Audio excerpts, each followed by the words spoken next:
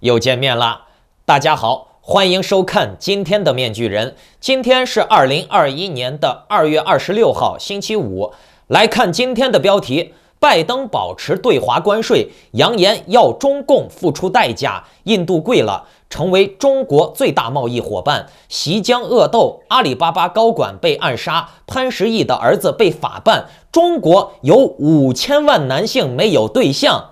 今天节目的信息量比较大啊，咱们一件事一件事的来说。先来给大家播报一个快讯啊，面具人，我真的是为中国的男性青年心疼呀！20至30岁人口的性别比已经达到了111，目前中国已经有2000万接近3000万的光棍了。到了2030年，这个比例将会达到115，那么这也就意味着超过10%的青年男性将会成为剩男光棍，数量或可达到3000万至5000万之巨大数字。光看比例就已经如此恐怖了，那建立在人口基数如此庞大的14亿人之上，那中国的光棍这样算下来的话，就接近英国一个国家的总人口数字了。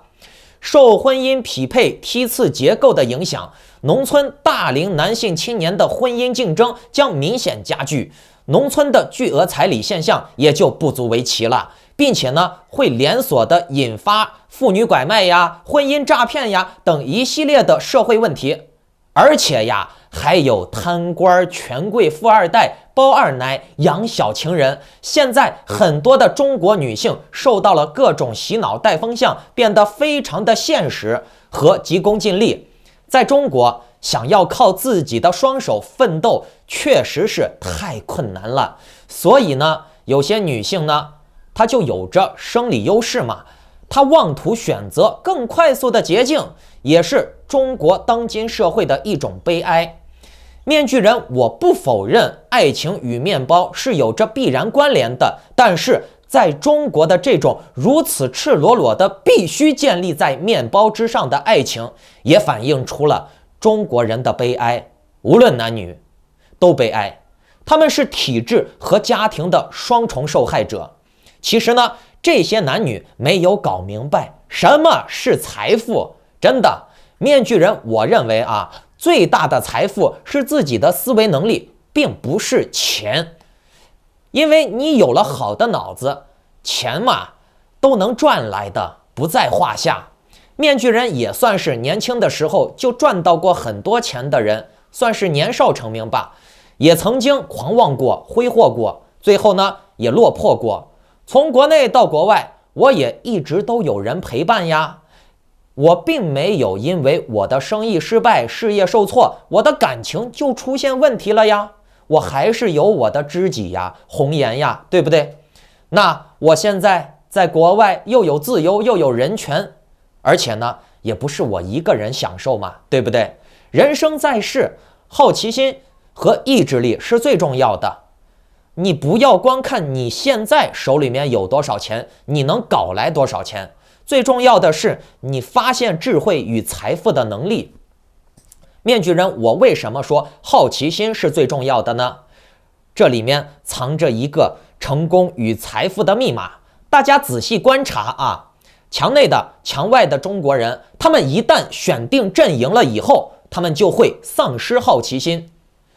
真理是那些有好奇心的人去发现和探索出来的。好奇心背后就是探索精神和质疑精神。老外的孩子从小你看他玩来玩去的，看似不学习，其实呢，他们是通过各种活动去鼓励孩子的好奇天性，让他们去探索。我们总说不要让孩子输在起跑线上，实际上呢，从这一点来看，已经彻底输了。中国孩子从小就被命令什么能做，什么不能做，自然呢也就不会有太高的好奇心。反而呢，从小被管教少的，比如那些单亲家庭的孩子，他们的好奇心反而比双亲家庭的孩子要强很多，思维的活跃程度也更高。不过呢，这种状态往往会被视为调皮不听话。那么说到好奇心相关的话题啊，面具人想给大家分析一下咱们普遍中国人对好奇心的2个误区。第一呢，就是共产党所说的劳动创造人的说法很容易引起误导。其实老鼠、蜜蜂、蚂蚁也都劳动呀，它们咋没变成人呢？因为人类拥有脑力劳动的能力，脑力劳动里面的创造思维和批判思维导致了人类的进化。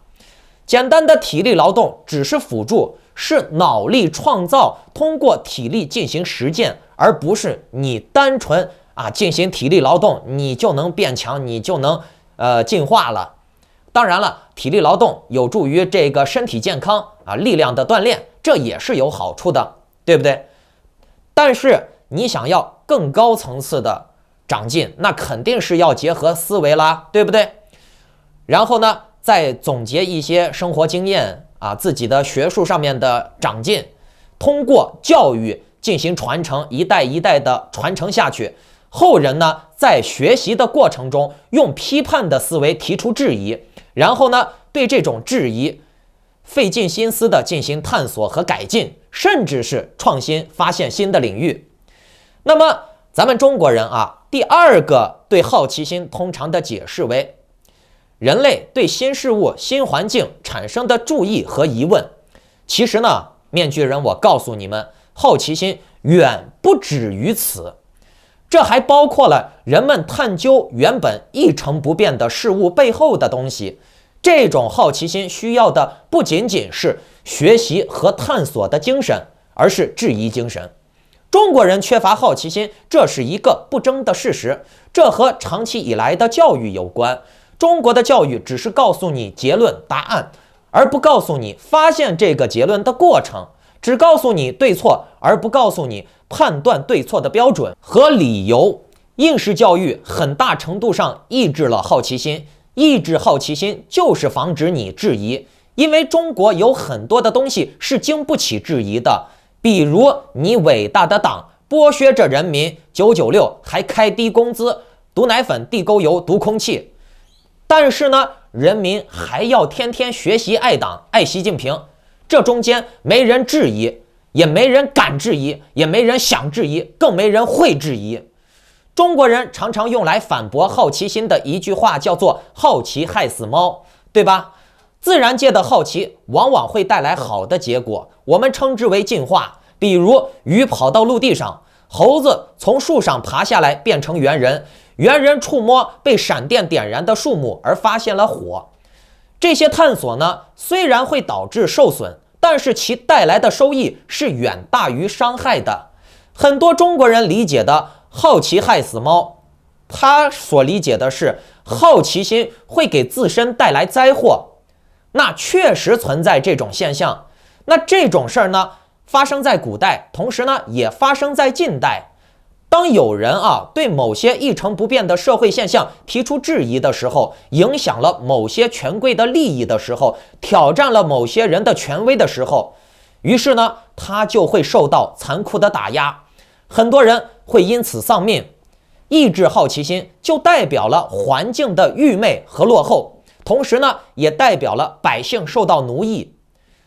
面具人，我刚才说了，好奇心在自然界当中，它很大程度上就是意味着进化。而在人类社会中，尤其是在政治当中如果你的好奇心会让你受到打压，会让你受到迫害，则代表这个国家的政治生态、人权也就越恶劣。那么在这个国家，好奇心反而会代表落后和镇压，懂了没？当中国人的家长津津乐道自己的孩子能够考出什么样的好成绩的时候，他们哪里知道出题要比解题更重要。有好奇心去研究这个题为啥是这样出的孩子，大多都考不出什么好成绩，反而呢会被认为是调皮捣蛋、不务正业，没个正经样。而国外课堂上向老师提问，那是一种常态，指出老师的错误更是能受到嘉奖，而不是什么老师面子上挂不住、尊师重道这些屁话。人类发展的初期是奴隶主先想出来怎么干活，然后呢，再让奴隶去干。谁敢问奴隶主为什么要这么干，那谁就是不想活了。现在的中国社会依然是如此呀。谁敢质疑习近平为啥大撒币，谁立刻就会被抓起来，被吊打。所以呢，你看中国的新生代90、00、10后，一代比一代奴性，这个就是政治环境对群众思维影响的直接体现。反而呢，越是人权平等程度高的国家，科技创新和进步的速度也就更快。所以说，人类的发展和走向与人人的平等是分不开的。中国的教育首先打压了孩子的平等意识，课本上的东西成了至高无上的真理，因为一旦质疑，就会让你招致灾祸。大家仔细看嘛，现在都是美国人设计出来的产品，让中国人去照着做，这种现状难道是美国人造成的吗？ No， 完全是中国人自己的问题。我们总是听一些 low 逼说苹果的产品成本才多少钱嘛，那些塑料壳啊、屏幕、玻璃不值钱。可是你真这样抱怨，那就是你的思维问题了，是你没有把人家最值钱的部分算进去，而最值钱的东西就是创造。中国的造反起义改朝换代弄了那么多次，改朝换代了几千年，可还是没有解决奴隶制的问题，只是换统治者而已，而没有明白争取自身的平等才是关键。老百姓总是盼望一个明君打倒另外一个昏君，这种故事已经如此循环了几千年，到现在还依然的在咱们挺共反共的圈里面继续的歌功颂德，歌颂强人。你生来就是要崇拜别人，你怎么可能与别人平等嘛？对不对？你找谁去争取平等嘛？对不对？你压根儿就没这个意识嘛。假如你能够创造出比苹果还要牛逼的东西，你在中国肯定会被共产的啦，对不对？但是你在西方国家，你照样能够出人头地。可是呢，你如果没有这个本事，你出了国了，那你也可以从洗碗、打扫卫生，从基层干起嘛。只要你有那个心啊，能够吃苦耐劳，为了你的理想和目标去奋斗，而不是每天跪在别人脚下去崇拜别人，那你的生活自始至终都会充满着希望和奔头的。有利可图这个成语没毛病，但是呢，这中间有个度，度过了以后呢，就叫做唯利是图。只不过中国人恰好从统治阶层到平民追求的就是这个玩意儿。你可以放毒倒逼别人，中国人口多，你可以用市场换技术，对不对？抄袭也可以走捷径代替创造，舔屁眼可以升职加薪，对不对？这些都是中国特色的社会环境进化出来的特殊能力。很多事情呢，并不是强调你拥有能力就能做好，而是要看你有多听话。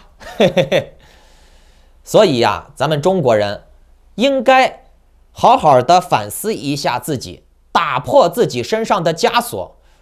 首先呢，我们就要打破自己的思维限制，我们要问问自己，我们的好奇心在哪里，对吧？我们应该去探索那些一成不变事物背后的东西，质疑那些被人重复了上万遍的口号。可是呢，咱们就是喜欢跟风喊口号，而不去思考让我们喊口号的人他在想什么。咱们作为奴才，咱们只能想到奴才想的东西，主子想的东西咱们想不到。这是为什么呢？这就是最能束缚中国人思想的东西在作怪，那就是很少有人能够意识到的，人生来就是平等的，师生父子上下级，乃至于社会政治党群关系。你们能够想明白这些问题，面具人，我敢断定，你以后遇到危机的话，你的下场一定是比那些普通的中国人要好很多的。你只需要想明白一个问题就行了，习近平能做的事儿，我为啥不能做？好，你说在中国做不了，行，换个地方。在美国，文昭能做的事情，吴建民能做的事情，我为啥不能做？这个门槛总低很多了吧，对不对？但是你有没有想过呢？你有没有去计划实践过呢？那这个答案只有你能知道，对不对？在这里给大家提醒一下，你们可以在墙内的网站试一试，比如搜索数字货币这4个字儿，在百度贴吧呢就什么都搜不到，反而显示出来的是违反相关的法律法规。那这是为什么呢？难道你们就没有好奇心去探究一下搜不到的内容到底是什么吗？为什么共产党不让你们去搜这些相关的内容呢？再比如，你在川粉的群里面看到有人提民主党、拜登，只要说他们一句正面的话，就会立刻被群起而攻之，就会立刻被批斗，然后被踢出群。你难道不想知道他们这些被踢出群的人为什么要替民主党说好话吗？ No No No No No， 大部分的中国人都放弃了。基本上啊，90%的中国人，他们只要选定立场了，或者说他们脑子里面啊就认为一件事儿只有一个结果，这个世界只有一个定律，这个世界是不变的。其实呀，幸福的生活是留给那些充满了好奇心的孩子，当然了，还有成人。那说到了被大外宣长期抹黑，说是亲共的拜登呀，他不但从来没有说过习近平是好朋友的这种话，并且呢，拜登还要联合盟友一起去干习近平。咱们先来想几个基本的双标逻辑矛盾啊，大家最近可以仔细观察一下网络环境，我相信在座的各位都是有大脑的人呀。咱们看看川粉们，他们反环保，支持美国内战，甚至呢认为美国应该分裂，认为美国应该与欧洲为敌，同时灭掉欧洲和中共。可是我们再反过来看看拜登的主张，拜登主张大家一起团结盟友，化干戈为玉帛，不要被中共抓单挑拨离间，逐个击破，不要内斗。那么这两种区别，你们可以很明显的看出来，哪个是为美国好，哪个是为中共好，对不对？同样的，面具人从我自己节目的后台的数据可以明显的看出来了一个定律。面具人，我发现了一个重大的科学定律。那么这是什么定律呢？大家仔细的感受一下啊，在美国大选期间，大家应该可以很明显的感觉到骂街的战狼粉红变少了很多，取而代之的则是满屏幕川普头像的川粉，他们呈现出了高度的协调性，步调高度统一，可以一夜之间几万人全部换马甲，换成川普的头像。也许呢不是几万人啊，是几万个号，可能这几万个号也仅仅是由几十个人控制。那么这些人啊，他都不是普通人。咱们普通人上网哪有那么强的组织纪律性呀，对不对？咱们都只是网络游民而已，是吧？你看啊，川粉变多了，战狼变少了，但是啊，大选结束了以后，川粉又变少了，骂街的战狼五毛又变多了。这是一个神奇的政治物理学能量守恒定律，这也是伟大的政治物理学家马斯克建民的政治物理学生涯中的一大发明，史称川粉战狼守恒定律。好了，不开玩笑了啊，说正题。白宫上个月表示将审查川普实施的所有国安措施，包括与北京达成的贸易协议，但目前来看呢，没有改变这个协议的计划。很多人之前造谣说拜登要取消贸易关税，吴建民不是说了吗？拜登只要一上台，立刻就会取消对华的贸易关税。结果呢，拜登没取消呀。而且呢，那个王丹不是还造谣说拜登要取消限制孔子学院的事儿。首先呢，在美国啊，行政不能直接干预这些教学机构。还有呢，孔子学院的那个事情已经证实是谣言了，川普就没把这个事儿提交上去。而且呢，这次的这个关税的事情，拜登也没有取消，并且呢，还有更严重的后果呢。美国的财政部长耶伦对 CNBC 的记者表示，美国将暂时维持前川普政府对中国商品征收的关税，但是将在彻底审查后评估后续的进行方式。大家仔细观察好哦，这个话说的比较有意思。评估后续的进行方式，仔细审查后评估后续的进行方式。川粉们肯定喜欢把它解读为拜登打算更加放松对中国的关税压制，但是人家财政部长的原话可并没有这个意思呀，是不是？正常的理性理解应该是，这个审查结束了以后，考虑后续的方式，有可能是放纵，也有可能是收紧，对不对？而且呢，面具人我更倾向于后者，但是我也不排除前者。这也就是说，咱们中国人的一个劣根性，就是咱们在面对一个问题的时候，咱们只能想到一种解法，一种答案。你为什么就不能多想一点呢？对不对？你想不到更多的可能性，证明你笨。仔细回顾一下我之前讲的动物陷阱的实验，好吧？那猩猩、那乌鸦、那鹦鹉就能对这些陷阱有更多的解法，越是低级的动物，对这些陷阱的想法也就更少。而且呢，为什么面具人我更倾向于后者？拜登会收紧关税对中国的压制。其实拜登想要对中共在关税上施压，包括一些其他方面的意识形态呀、地缘政治呀，对中共施压，这是美国必须走的路，不走不行。美国如果把中共压不住的话，那美国就嗝屁了，完蛋了，这个世界霸主的宝座就要送给中共了。那你觉得啊，我美帝国会不会把这个王座拱手相让呢？换你，你会吗？对不对？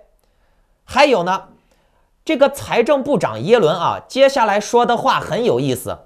耶伦表示，目前我们保持了川普政府的实施的关税，我们将评估什么是更加合适的做法。耶伦补充说，华盛顿期望北京遵守他们在贸易方面的承诺，我们正在评估对中国的做法应该是什么。在一系列的问题上，我们看到了北京不公平的做法。耶伦也提到了对中国在贸易、强制技术转让上和对高科技产业补贴方面行为的担忧，强调希望确保中国履行在这些领域的国际义务。耶伦他提到了对中国在贸易、强制技术转让和对高科技产业补贴方面行为的担忧，强调希望确保中国履行在这些领域上面的国际义务。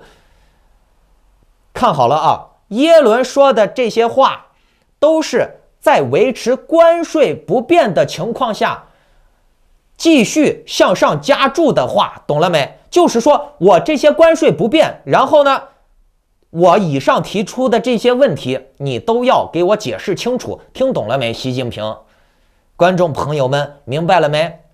最近的一项研究显示啊，根据川普在2020年1月签署的临时贸易协定来看，中国承诺在2年内额外购买2000亿美元的美国商品和服务，但北京距离去年的目标还差42%，那还没算今年的呢。也就是说，中共他履行他的合同，履行他的协议，连1/4都不太到啊。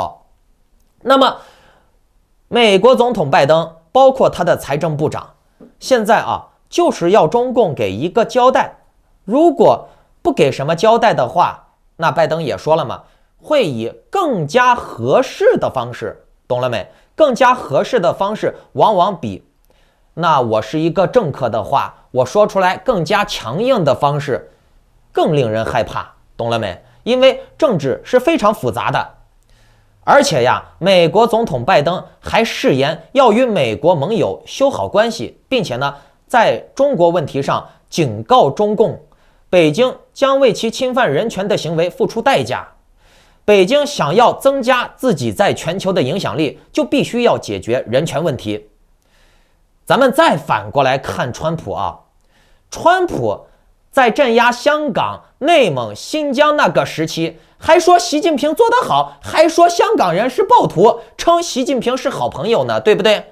观众朋友们啊，咱们想一个很弱智的问题好不好？你看川普说习近平镇压得好，这种话在川粉眼里面叫做战术憋大招下大棋，川普这是欲擒故纵。然后呢，拜登要让习近平为其侵害人权的行为付出代价，拜登要团结盟友，就被说成了是舔共，就被说成了是勾兑啊，就被说成了整个西方集团全部被中共收买了，美国的法院、美国的警察、美国的州长、美国的银行、美国的华尔街全部都被中共收买了呀，中共真牛逼。而且呢，咱们看一个不争的事实啊，你以后翻开历史书写的都是这段历史，确实是习近平在川普任内彻底的收复了香港、西藏、新疆、内蒙，对不对？他对内蒙也是进行了种族灭绝呀，强制他们改掉自己的蒙语，说汉语，不听话的抓起来嘛，对不对？那事情发展到了今天，那你们还觉得川粉们那些年吹过的牛逼，你还能不能信呢？好了，继续讲啊。2021年2月15日的时候，加拿大发起了一项由58个国家参与的倡议，要求一些国家停止任意拘押外国公民的行为，称这种行为作为外交筹码是非常恶劣的。加拿大保守党党魁奥图尔2月16日还称中国政府针对新疆维吾尔族人在进行种族灭绝，呼吁要停止在北京举行冬奥会。你们看，一个拜登，一个加拿大，可都是之前这些大外宣，包括吴建民他们说，哎呀，小土豆舔共，哎呀，拜登舔共。可是呢，时间过去了这么久了，那些猫神呀、吴建民呀，这些民主大师，他们说的话能信吗？哎，真理就是靠实践出来的嘛，时间能证明一切嘛，对不对？你看啊，他们说过的话，拿命担保呀，绝食担保川普能赢呀，说川普打贸易战有用呀，说川普走孤立主义好呀，结果呢，事实血淋淋的教训给了你们了吧，对不对？而且呢，这些被他们抹黑抹红成舔共的人，人家舔了吗？特鲁多这是世界上唯一一个敢直接抓中共高官的人呀，还有谁敢说抓就抓了，对不对？跟你玩人头就玩人头嘛。到今天了，你们现在可以仔细的思考一下，或者是整理一下你们的好奇心，谁是舔共，谁是反共，好吧？而且事到如今，反而川普让美国的地盘丢失了一大堆。面具人，我不是说川普不可信，川普做什么可能是他的能力问题、想法问题，而这些煽动美国内战、煽动美国分裂的、叫嚣战争的，自己却不敢上战场，自己躲在键盘背后撸的人，纯粹就是龌龊心坏，知道不？大家要冷静，要冷静哦！面具人，我也要冷静。其实我上一个节目还抨击过美国犯下过很多战争的罪行。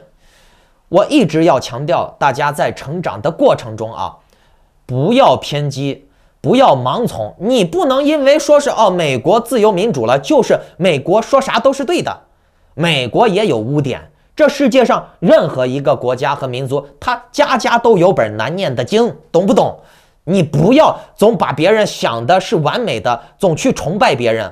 人正是因为他有缺失，他不完美，他才能向完美不断的进步，懂了没？如果你觉得你是完美了，那你只剩退步了。好了，来讲今天的第二个话题那就是印度成为了中国最大的贸易伙伴。印度和中共搞什么中印边境冲突，搞来搞去搞了这么久，最后呢，印度还是被中共压制。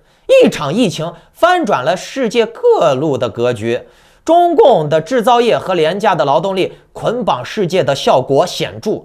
印度虽说试图在产业链上与中国切割，以摆脱对中国制造、中国商品的依赖，那美国都做不到的事情，你想想嘛，印度它可能做到吗？根据印度商工部最新贸易数据显示，2020年印度依然从中国进口了587亿美元的商品，排名第一，排第二的是美国。2020年，中印这两个长期经济和战略竞争对手之间的双边贸易额为777亿美元，尽管低于前一年的855亿美元，但是呢，这也足以使中国取代美国成为印度最大的贸易伙伴。在同期呢，印度与美国的贸易额萎缩到了759亿美元。可以看出，印度对美国的依赖变小了，对中共的依赖变大了。尽管呢，这个数字受到了疫情当中的一些日用品和卫生用品的影响，但是目前来看呢，这就是事实嘛，这个依赖就是加大了嘛。并且呢，疫情还在持续。大家仔细观察啊，中印边境冲突，美国很难从军事的这个角度上面插上手，反而呢，从冲突开始到现在，一直都是俄罗斯在主持大局，要么送坦克，要么说好话，对吧？彭博社在报道中指出，以地缘冲突为背景，印度政府禁止了数百种中文的应用 APP 程序，放慢了审批中国投资案的进度，并呼吁要自力更生。但是呢，印度继续严重依赖中国的制造，还有重型机械的销售、电信设备和家用电器，还有手工制品。因此呢，2020年度印度从中国的贸易逆差接近了400亿美元，这也成为了印度最大的贸易逆差来源。不仅仅是贸易啊，印度周边的一些小国，巴基斯坦、巴铁嘛、斯里兰卡、缅甸都被中共深度的控制的死死的。这些小国呢，也能给印度造成不小的麻烦。这种贸易依赖啊，就像是抽大烟，刚抽的时候一时爽，可是长期的抽下去，就要为了买大烟付出巨大的代价。明知道抽大烟这玩意儿不好，可是呢，却又离不开它。1990年，中印刚刚开始恢复双边贸易时，双边贸易的额度只有26亿美元。可是，在之后的30年时间内，双边贸易额开始突飞猛进，并且在2019年创造了迄今最高值928亿美元。你想想，这个增幅有多大？全球各个和中共有贸易往来的国家基本上都是这样的节奏。你把这个928亿美元再放大，你仔细看看，全世界压榨了中国人，可是中国共产党吸了全世界的血。嘿嘿，那奴隶被压榨就被压榨嘛，奴隶生下来就是被压榨的嘛，奴隶该死该杀，垃圾，知道不？哦，我是说这些红色贵族眼里面的想法啊，不代表面具人我本人的想法。那么你们看好啊，一开始这些国家都只是和中共有一点点的贸易金额，慢慢的呢，就形成了今天的这个局面，鸡蛋全部都放到了中国这一个篮子里面。那现在被中共形成了慢刀子割肉、反向吸血的困局。好，这个印度的事情就先说到这里啊，我们把视角再拉回到国内啊。国内这边也没闲着，阿里巴巴的高管出事了，无独有偶，之前腾讯的高管也被干掉了，在缅甸嘛，对吧？面具人当时也报道了。那现在是阿里的高管也被干掉了。阿里巴巴集团的内部人士已经证实，阿里大文娱公关总监张威日前在住处不幸意外身故，追思活动呢已经于日前从简举行。2月22日当晚就传出过消息，张威从位于北京望京的阿里巴巴总部蓄意跌落身亡。你明白的就是那个意思。有些词儿呢太和谐了，我说不出来。大家仔细观察啊，这个新闻报道有矛盾。前一句才说的张威是从家里面挂了的，这后一句就说张威是位于北京望京的阿里巴巴总部蓄意跌落，懂了没？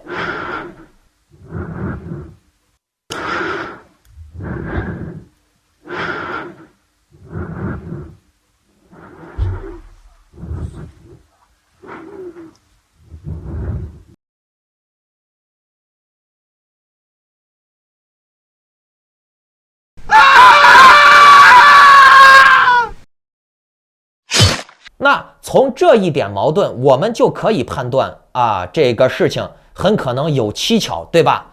那么张威的家人还表示对不实言论极度痛心。不实言论，什么不实言论？哎，这个话有点双关啊。那么简单的介绍一下这个张威吧。张威是从2015年1月就入职阿里巴巴，其后呢就很快的得到晋升。曾经呢，还作为阿里巴巴文化娱乐集团阿里大文娱的新闻发言人，多次对外发声。很快呢，就火速的上升到了总监的这个位置。那么，普通的小职员能上升这么快，应该是不可能的。尤其是在中国的这种社会环境，那就是更不可能的了。他能上升的这么快，要么就是替阿里巴巴做了一些事情，要么就是他有背景，只有这两种可能性，其他的可能性也不能说没有，只是跟中彩票差不多。我这期节目估计也有1万多人看，那1万多人里面，我不知道你们有没有过这么奇妙的机遇啊？应该是不多吧。而且呢，大家仔细观察啊，这个张威他是自我主动归西的可以看得出来，他是受到了巨大的压力，导致了不想活了的。而正常人没受啥刺激，怎么可能去自我归西嘛？阿里文化娱乐呢，主要是负责一些网剧呀、视频带货呀、淘宝直播呀、宣传呀、传媒上面的事情。那这个总监被挂掉了以后，阿里巴巴的笔杆子现在就空出来了吗？这对共产党来说是好事吗？党自有安排的，党最喜欢笔杆子了。毕竟嘛，大家可以仔细的研究一下自从共产党拿到了政权以来哪一次打土豪分田地能少得了空降兵呢？对不对？同样是成功人士，你看张威做空降兵了，但是呢，潘石屹可就潇洒多了。你们看这张图，国内现在开始大力批斗潘石屹的儿子潘瑞，说潘瑞公开诋毁戍边官兵。那么这个潘公子呢，也仅仅就是质疑了中印边境冲突的伤亡人数。他是这么说的，至少被活埋了1个营，好像没有机会天葬了。1个营，因为确实有传言传出中共的实际伤亡是40到60人，但是呢，选择不同，命运就不同。国内的这些诸如蜡笔小球、张威这些人也算是成功人士，可是他们的下场呢，死的死，抓的抓。国外的人呢，看像潘石屹的儿子，人家批评尺度可以更大，人家不但可以批评，人家还依然可以享受自由民主、言论自由。没错，人家潘公子在美国呢，人家可以享受言论自由呀，不用吸毒空气呀，不用喝地沟油呀，不用吃毒奶粉呀，想怎么样就怎么样，只要不违法可不像咱们国内的这些小粉红们，干啥啥都干不成，以后呢连个钱都没有了。太惨了！想要钱，好呀，给你键盘给你撸2下，钱不就来了吗？数字货币嘛。国内的小粉红们，你们只能有舔菊花的份儿。